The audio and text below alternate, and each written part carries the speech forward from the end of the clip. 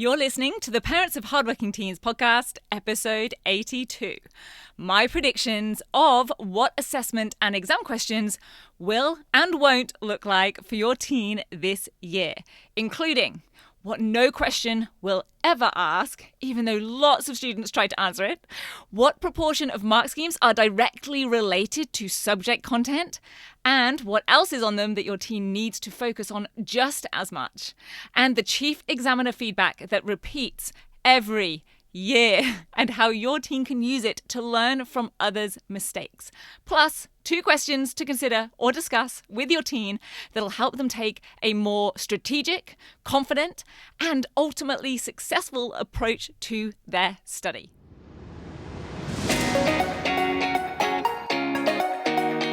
I'm Katie Jones, and with over 15 years in education as an award-winning high school teacher, international external examiner, and as a study coach, I've helped thousands of students skyrocket their results and confidence. And this podcast is where I share all my insights, tactics, and tips with you, the parent, so you can help your hardworking teen get happy, smart, and successful in their study, and have you both enjoy the journey along the way. This is the Parents of Hardworking Teens podcast. Hello, very important parents and carers. I hope your week is going brilliantly so far. I am a little bit on fire right now because I've just gotten off the Facebook Live Super Session, a special extended class to kick off the year. And I'm going to share the main parts of it here on the podcast. But if you do want to watch the full class and get all of the visuals and the Q&A, and I also posted links to all of the sources that I reference in the comments underneath the video as well, then you can go find it on the Rock Solid Study Facebook page under the videos tab. And just like last year, I'm going to be running a free live tips and Q&A session every month on the Facebook page on the 3rd Wednesday of the month. So definitely follow the Facebook page to get in on those. But right now, let's get straight into this because I do give an introduction on the session and it is going to be a bit longer than my usual podcast episodes. So here you go, my 3 bold assessment predictions and what they mean for your teen. 3 big, bold predictions, make sure I can get that in, for 2024 and honestly beyond, because I don't see these things changing anytime soon. Let me tell you, some of these things, many of these things were true when I was a student and I made all of the mistakes that I'm going to talk to you about as well. Okay, let's get into things because I've got a lot I want to share with you this evening. As I've already mentioned, this is a super session. Now, each month I go live on Facebook, I deliver some insights, some bonus tips, and I open up Q&A so that you can ask me any questions you'd like about your teen study. Or if you're a student here, then you can ask me any questions you'd like about your study. And I am here to serve for free and give you as much help as possible. Now, if you have not met me before or you're new to this world, I'm Katie Jones. I've been a high school teacher for coming up 18 years now. And I won a National Teaching Award in the UK. That's where I started my teaching career. I taught for 4 years there before moving over to Australia. I've taught in multiple states, multiple private and public schools. No, I won't say throughout Australia because I've not taught everywhere. But what I have also done is done an awful lot of work with external exam boards, including external exam marking, scrutiny panel member, writing panel member, coursework moderation, and there's probably a few other bits and pieces in there as well, for a variety of different exams, for a variety of different exam boards.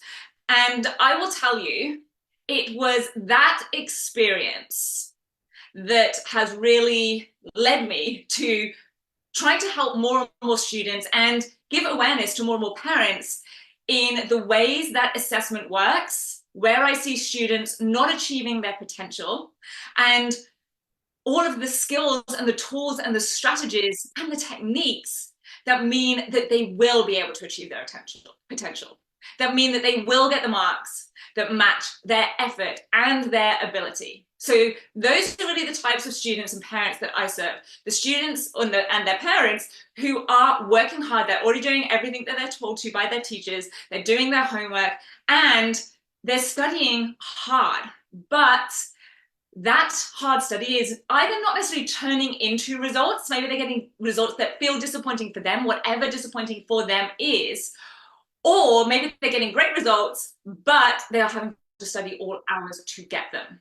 I know that you may not necessarily be really in the mood for thinking about getting back to school right now, but I assure you I have all of the motivation, energy, and enthusiasm for all of us. So you can count on me. I am here delivering the goods. Here's what I want to share with you.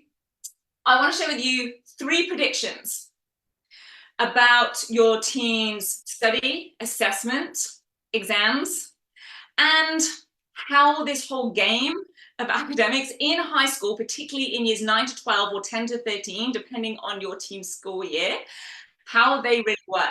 Based on, yes, high school teaching, but also based on all of my experience sort of behind the curtain in terms of assessment, coursework, moderation, and particularly external exams. All right. The reason I want to share these predictions is because I want to increase the awareness and give you some tactical information as well to be able to increase your team's marks, their grades, their results, and boost their confidence. Because I know some students might be getting great grades, but they're still not necessarily, confident in how to do it. And often that confidence impacts how long things are taking, their motivation levels, maybe procrastination, being focused, being productive. They're sometimes doing what I call productive procrastination, which is doing lots of things, and I'm going to get to this later, lots of things that are busy and feel productive, but aren't necessarily translating into results. I want them to also help your teen avoid the stress, the struggle, the confusion, sometimes the disappointment, the deflation, the loss of self-confidence that happens when it doesn't all go to plan, when sometimes these things are missing. What would you like to have change for your team this year? Is it you'd like to see their results increase? Not because you as the parent are like, they have to get A grades, but because you know what that means to them. And you'd like it to be a way to boost maybe their self-confidence, their pride, their determination, their self-belief. Maybe open up more opportunities for them.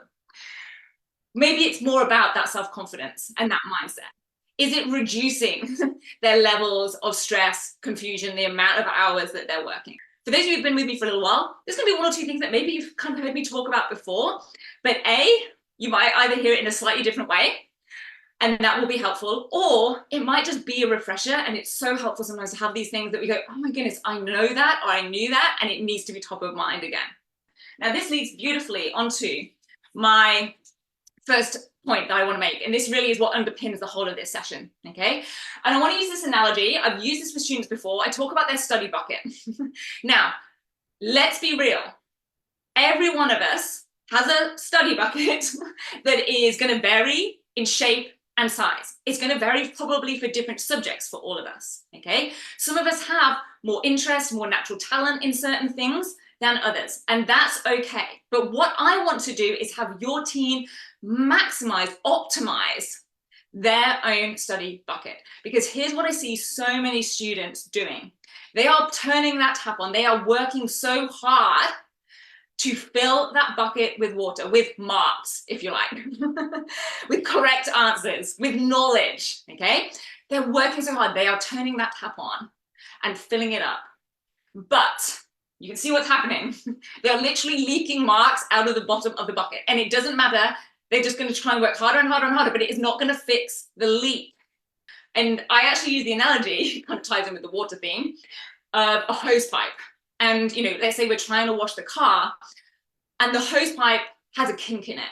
And it's probably got a few kinks in it. And what that's doing is it's stopping that hose pipe or the water from operating at its true capacity. It has the capacity to go at 100%, but maybe it's operating at 80%, 40%. And all we need to do, we don't need to change the hose pipe. We don't need to turn the tap on harder. We don't need to have them working harder and harder, staying up later and later. What we need is to get rid of the kinks in the hose. And that's what I hope these predictions that I'm going to share with you will help do for you and for your team. Okay, so we don't want more water, we don't want harder and harder work if they're already doing, you know, what they need to be doing, which a lot of students are. We want to plug the holes that very often they don't even realize are there. They don't even realize that they've got that leaky bucket. Okay, here is prediction number one. You ready for this, folks? Prediction number one. I want to share with you what, I hope you can see this well enough. Is this showing up well enough? Okay, what no question, this is my prediction for 2024, and let's be honest, it's going to be 2025 and most likely beyond, what no question is ever going to ask your team.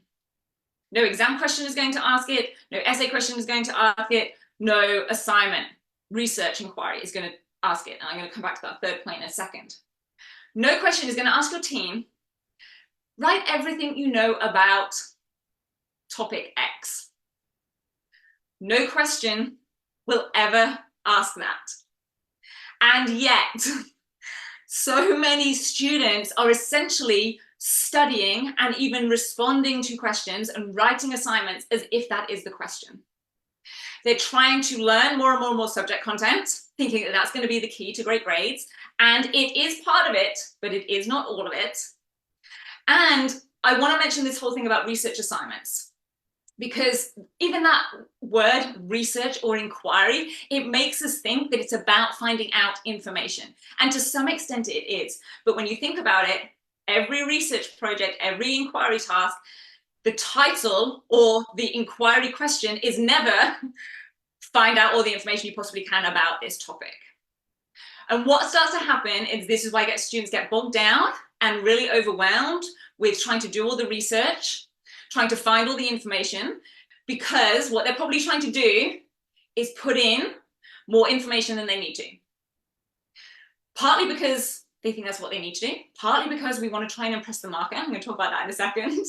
Partly because we've worked so hard to learn the information and it is going on that page. I'm raising my hand for that one. I definitely did that. I didn't just talk about topic X. I also threw in a bit of Y and Z as well on my answers as a student. And the other thing that happens going over time, that's also what happens then in exams under time conditions. We're trying to write so much because we think or we hope that that's going to get us more marks.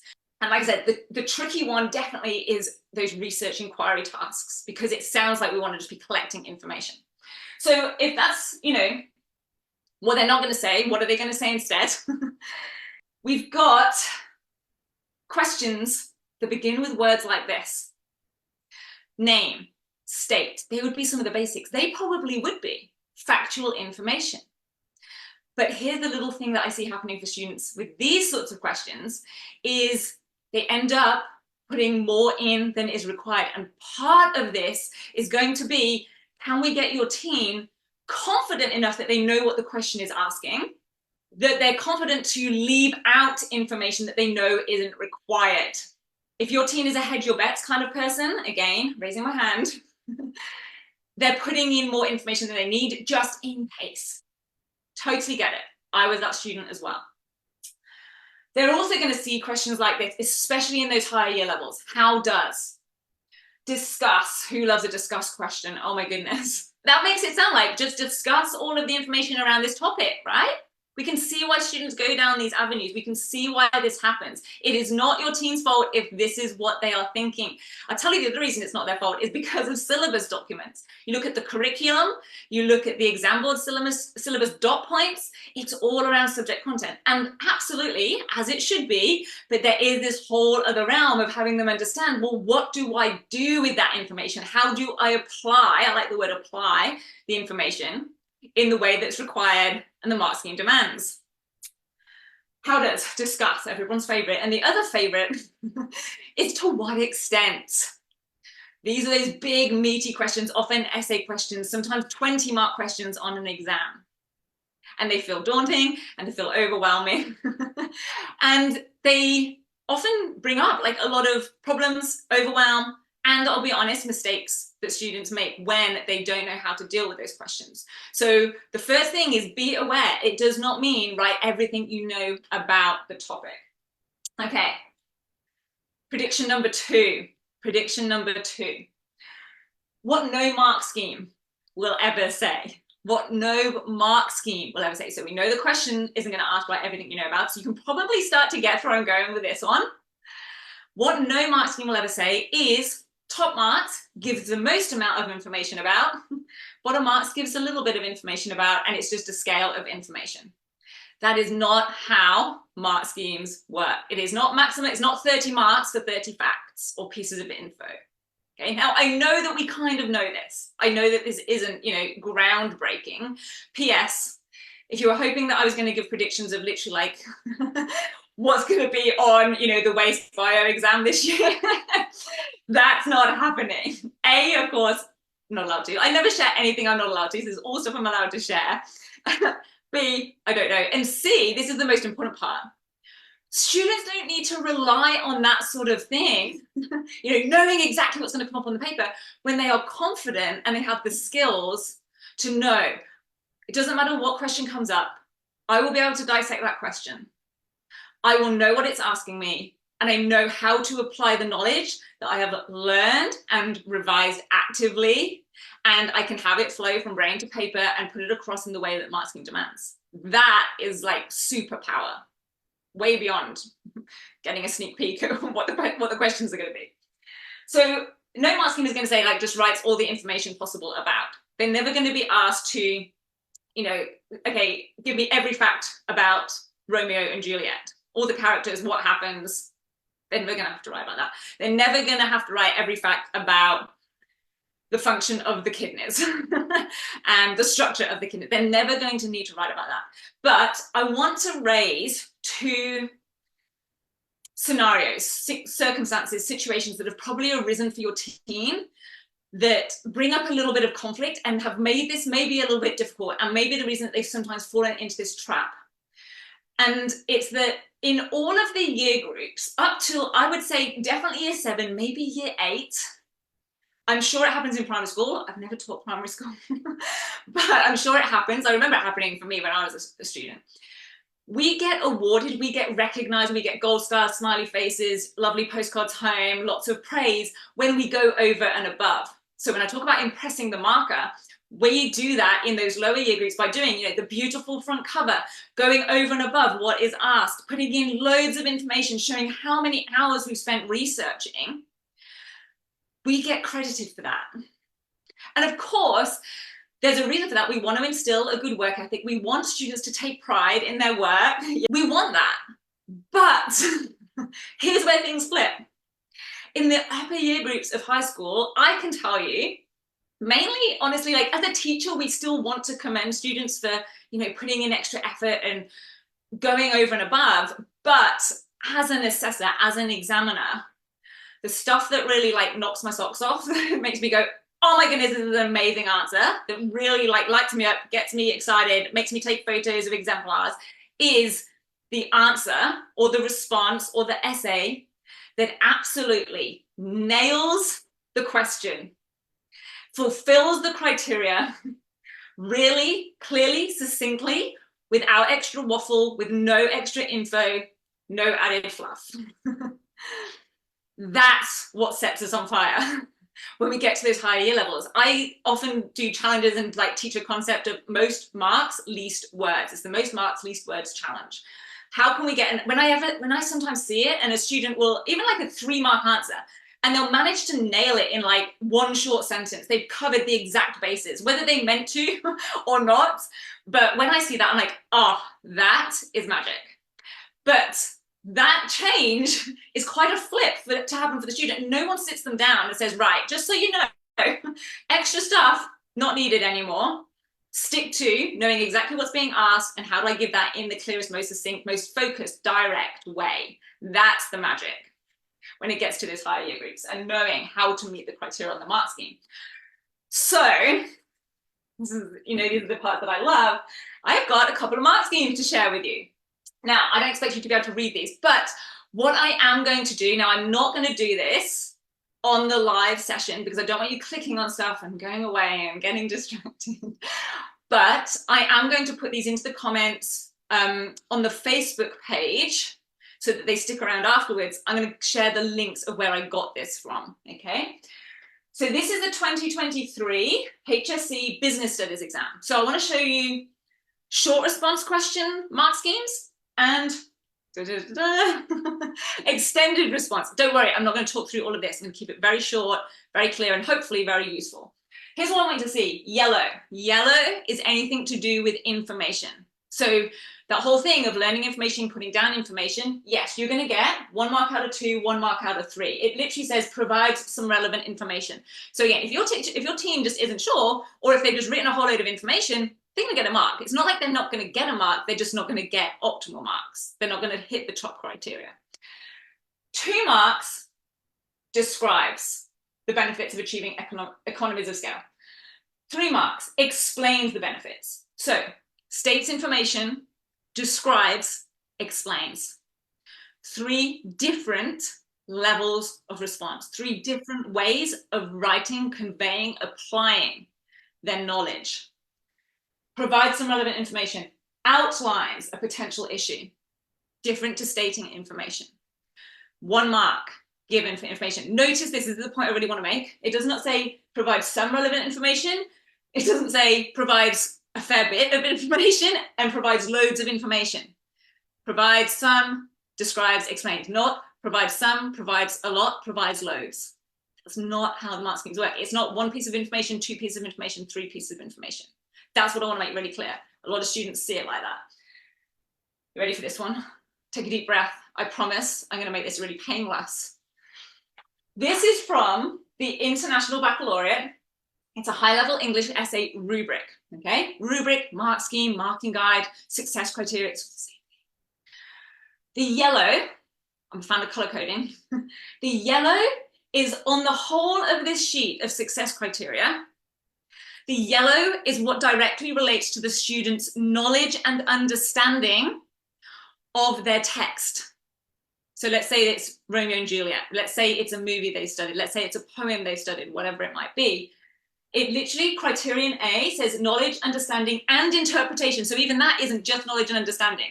So we've got the yellow. How well does the candidate demonstrate knowledge and understanding of the work or text chosen? And it does also talk about references from the work or the text. So they also obviously need to be able to find those. That's all knowledge of the text.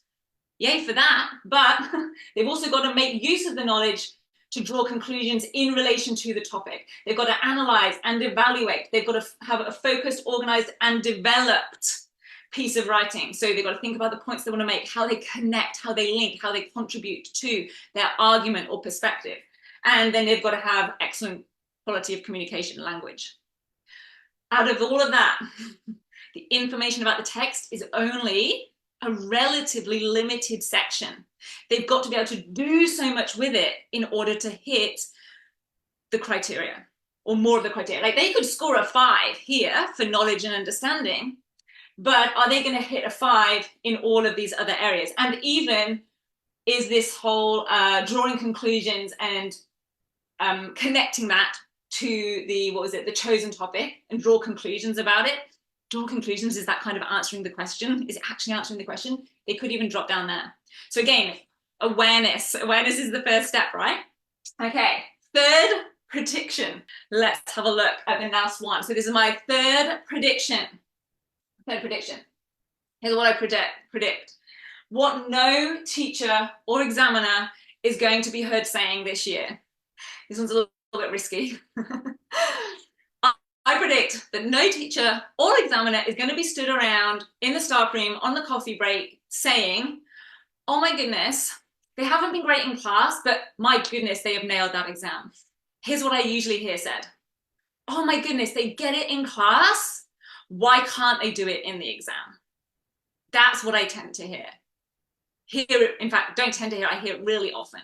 I hear it in the staff rooms with the teachers that are teaching the students, and I hear it with the examiners when we're doing exam marking, and we're like, oh my goodness, if they just written it this way, or if they just made that link, or if they just then put this final sentence that actually showed that it answered the question, it would have made all the difference.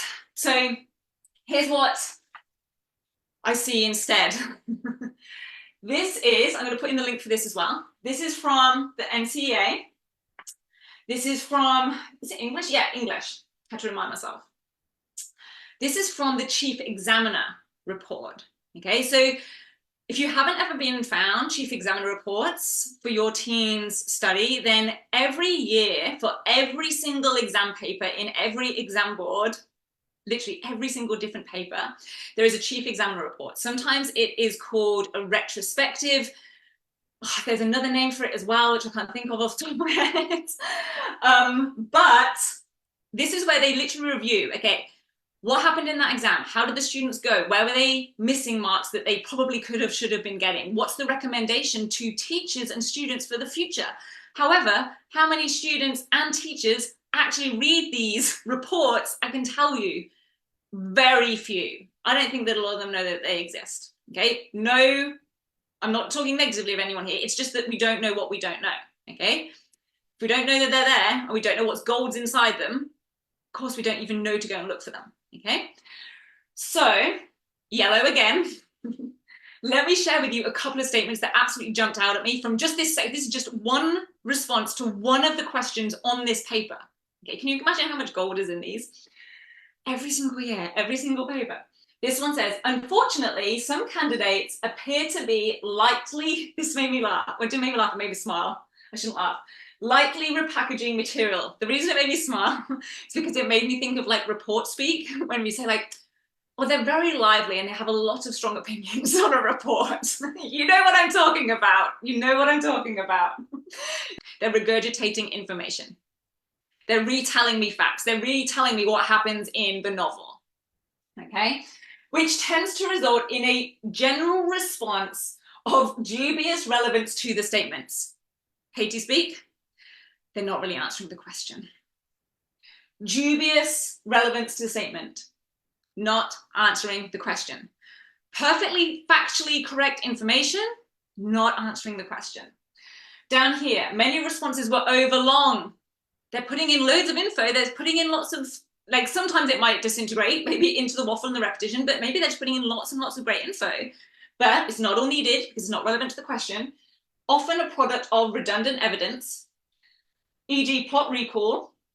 And this is another good bit. Consequently, some candidates demonstrated breadth of knowledge. So they've got loads of knowledge. We're not saying, hey, look, they just don't know their stuff. They've got breadth of knowledge at the expense of depth. At the expense of depth. They're not going into analysis. It's that whole, when you get the feedback, add more detail. Give more detail. Go further. It's that. Knowledge at the expense of depth. Pink. Flip side. How we want to flip this. Candidates who convert this into a structured argument are likely to achieve well. Changing the emphasis has the potential, the emphasis from breadth to depth, has the potential to enhance achievement in all three standards. So if we're thinking about a rubric like this, absolutely, I can tell you from marking, writing tests and things like that, yes, it has the potential to lift them across multiple strands in the marking guide. So I hope this has been helpful. I want you to have I don't want you to. I wanted to share with you a couple of questions that hopefully will make this, actionable and actually useful, because it's one thing to sort of, hear it and go, oh yeah, that makes sense. And it's another thing to obviously take action and have this actually make a difference for you and your teen and how you support your teen and how they go this year. So I thought I would share with you a couple of questions. So my first question is, where are they spending time and energy on low ROE, return on effort? So we think of return on investment, return on effort activities. Where are they putting in time and energy that you suspect isn't going to give them much bang for buck? It isn't going to plug those holes in the bucket. It's maybe not, it's like putting in a lot of energy, but it's not even really filling up that bucket very much. Where can we now think that that might be happening? The most obvious one that I think back to from my years at high school is things like, making a pretty front cover. That's like a real cliche sort of basic answer. Like here's another one. There's never going to be a marking criteria that says has a beautiful front cover. Unless, of course, they are like their project has been in its art and design. But even then, it wouldn't say beautiful. It would say, uses a variety of techniques to achieve a certain outcome, a certain message or theme, okay? It's never going to say that. So where are they spending time and energy on low ROE, return on effort activities? Last question for you. What aren't they doing? So what isn't your team doing, or what are they not aware of that they actually need to be? What are they not doing? What are they not even necessarily aware of? Remember, we don't even realize that we're dripping marks out of the bottom of the bucket that they actually probably need to be. So this is just something that then you can think about, okay, like, can we go away and start figuring this out? Can we go get some chief examiner reports? Can we get the training to be able to do that? Can we go and figure out can we even start to identify what those leaky holes are? Okay, those are my predictions, insights, and a few tips and things to consider going forwards for this year. I hope that there was at least one thing that you either learned or was a good refresher to keep top of mind. And like I said, you can find the full video version, including my feedback and all the visuals and the Q&A that I hosted afterwards on the Facebook page. It's www.facebook.com/Rock Solid Study, all one word. And if you want to come to a future Facebook Live free tips and Q&A session, then be sure to follow that page. And if you want to get notifications and official invites, then you will get that if you are on my email list. You can get on there when you request the free parent guide on the Rock Solid Study website. I will put all the direct links to those in the show notes of this episode. So if you're listening to this on your phone, scroll down to the show notes and you can get direct links to those rather than trying to type all of that in. In the meantime, I hope you have a brilliant rest of your week. I will take this opportunity to wish you and your team a very happy and successful year ahead. And I will see you back here next week for another episode. See you then. Bye. If you're ready to have your team achieve their best possible results with less stress, then I want to invite you to enroll them in the 10-week Grade Transformation Program, where they're going to learn the key concepts, skills, and strategies to catapult their performance in assessments and exams. It's risk-free. They either achieve bigger and better results with a whole lot more confidence in 10 weeks, or we refund you in full. Just head over to www.rocksolidstudy.com/program, and I'll see you there.